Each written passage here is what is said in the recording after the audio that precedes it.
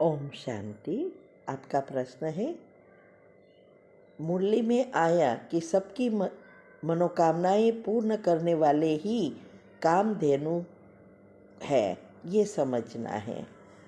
उत्तर है, देखो, हमारे शास्त्रों में या रिलीजियन में भी बताया है, कामधेनु गाय, वो गाय ऐसी होती है जो सबकी मनोकामना पूर्ण करती है।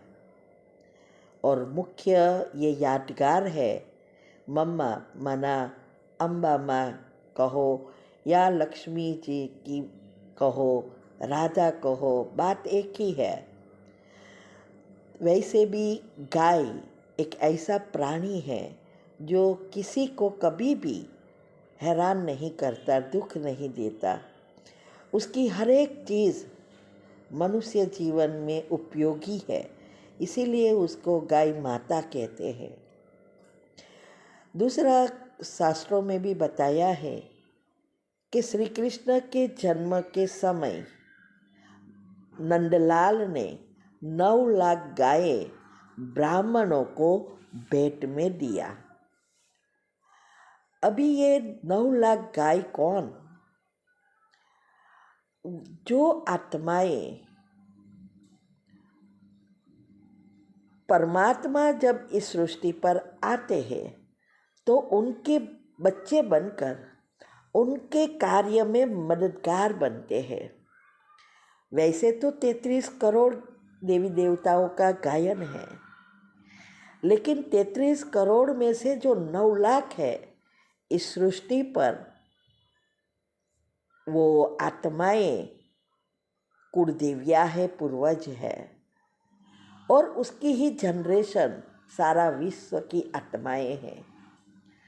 यही डीएनए है। तो ये 9 लाख आत्माएं जो है वो ऐसी भगवान के कार्य में मददगार बनते हैं। वो सब कुछ भगवान के कार्य में अर्पण कर देते हैं, अपने खुद को भी अर्पण करते हैं, और वो सारे विश्व के लिए मेहनत करते हैं। माना सुखी बनाने के जो कार्य है उसमें उसके हड्डी हड्डी देते हैं। 9 लाख में से 8 जो है वो मुख्य आत्माएं महाराजाएं हैं, और फिर 108 श्री कृष्ण के घराने की आत्माएं हैं, और 16,108 एक्सटेंडेड फैमिली है। तो हर एक अपना जीवन इस कार्य में अर्पण करते हैं, तो वो खुद को परिवर्तन कर गाय समान बनते हैं। तो 33 करोड़ गायें बनेंगे, लेकिन ये जो 9 लाख आत्माएं हैं वो कामधेनु की तरह है। वो दूसरों के लिए जीते हैं, हर एक की मनोकामना पूर्ण करती है। क्योंकि अभी जो परिवर्तन का समय चल रहा है, माना सृष्टि परिवर्तन का समय चल रहा है, वो इस समय सभी को दुखों से छुड़ाएंगे। और इसके लिए जो भी विधि भगवान आके बताते हैं वो प्रैक्टिकल में करते हैं।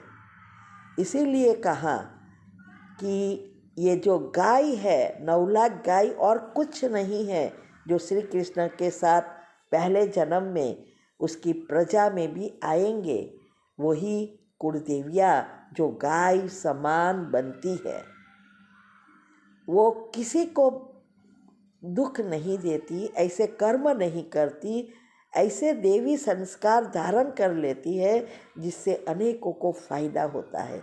उसके एक एक वाइब्रेशंस विश्व को परिवर्तन करता है। नेगेटिविटी से बिल्कुल मुक्त। और 60 पत्ते का बिली पत्र और 11 जो मैंने यूट्यूब पर डिटेल में रखा है, तन मन धन संबंध संपर्क समय संकल्प श्वासोश्वास भगवान के कार्य में 5 इंद्रिया 5 कर्मेंद्रिया और एक मन 11 प्रकार के रस को वश कर लेते हैं, वही गाय बनते हैं, वही श्री कृष्ण की गोपियाँ बनते हैं। तो 33 करोड़ में से जो पहले जन्म वाली आत्माएं हैं वही हर एक की मनोकामना पूर्ण करने वाली कामधेनु गाय है। मुख्य ब्रह्मा बाबा और मम्मा हैं, लेकिन हम उसके मददगार है, साथीदार है। ओम शांति। ओम शांति। आपका प्रश्न है, स्लोगन समझना है। सूर्यवंशी में जाना है तो योगी बनो, योद्धा नहीं, ये समझना है।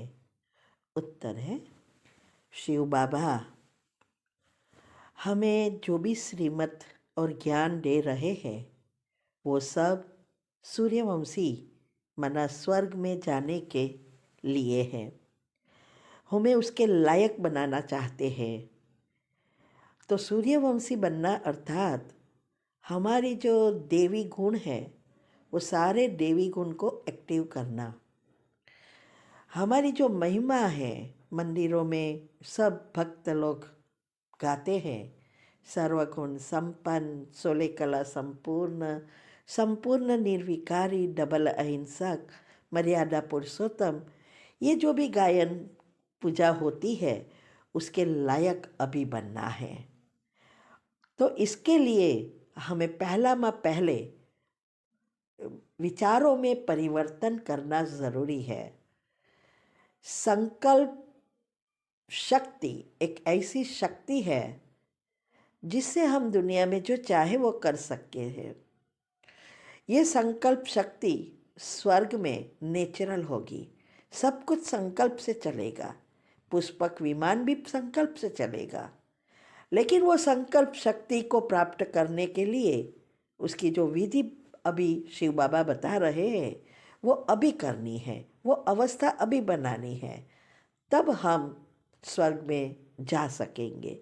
तो विचारों में परिवर्तन करना है तो हमें व्यर्थ नेगेटिव को निकालने का पुरुषार्थ नहीं है, लेकिन ऊपर से अच्छा सोचना है और सबकॉन्शियस माइंड में और जागृत मन में नया सॉफ्टवेयर बनाना है।